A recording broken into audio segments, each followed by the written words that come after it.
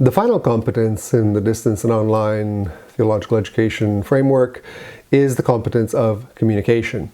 And please do notice the fact that this is the final one does not mean that it is the least important. As a matter of fact, these competences are not listed in any particular order of importance or hierarchy. They simply come together, and it could be that for some schools and individuals, one category may be much more important and useful than others, but we've put them together in a way in a list of 7 that come one after the other.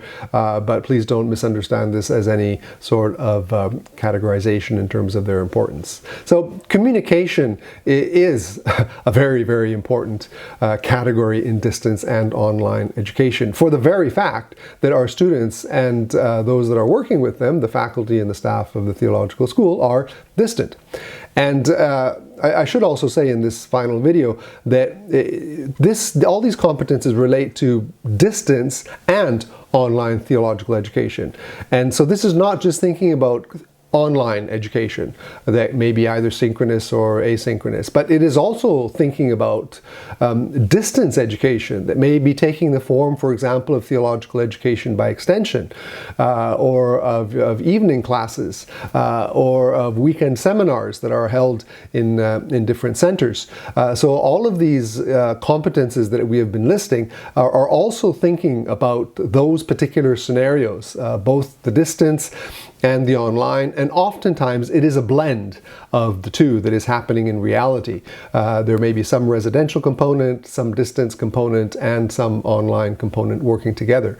And it is up, of course, to the school and to the wisdom of those working in a context to be able to determine which format is most appropriate and accessible. So coming back to this category of communication, here we have 3 competences, once again, that have been identified.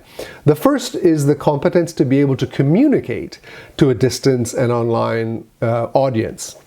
And this has to do in particular with synchronous and asynchronous forms of communication.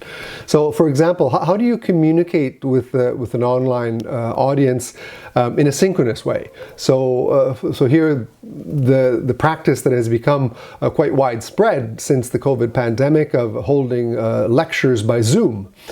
We discussed that, and there needs to be a competence clearly in this form of communication. It can be done very badly.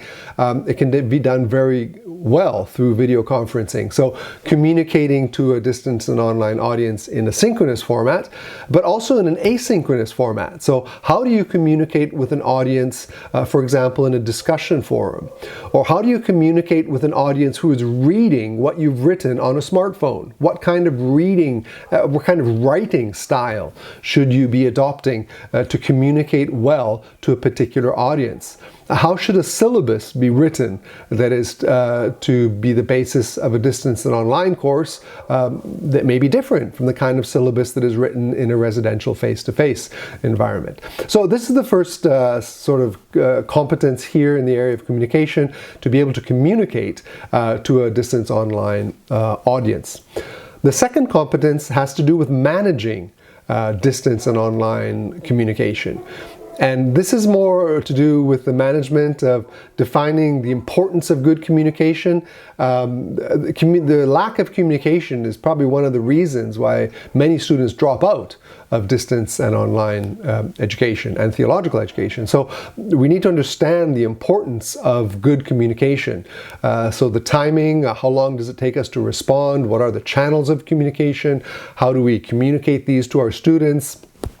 What are some of the psychological elements of distance and online communication, and what competences are needed in that case? What exactly needs to be communicated, and when?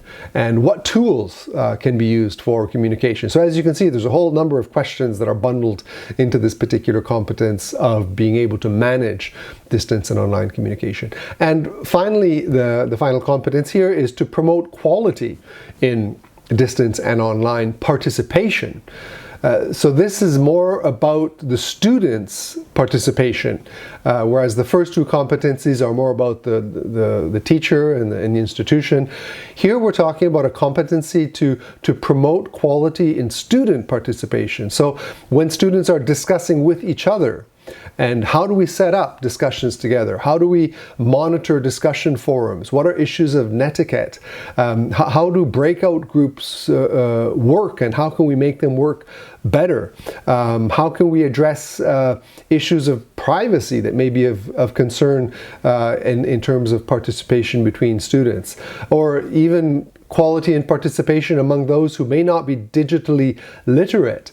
What kind of competences do we need to identify how to best involve them in course participation? So these are a set of questions and challenges that have to do with this competency of quality in student participation.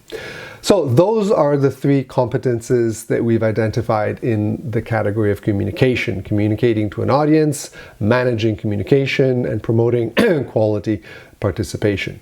So this is the final category of communication. And once again, just let me look at these again. The categories, 7 categories that have been listed in these 7 short videos are the contextual competences, the pedagogical competences, the learning design competences, the professional competences, the community competences, the technology competences, and the communication competences. And all these come together to help individual theological educators and institutions deliver the kind of quality in distance and online theological education that we would like to deliver theological education to our students.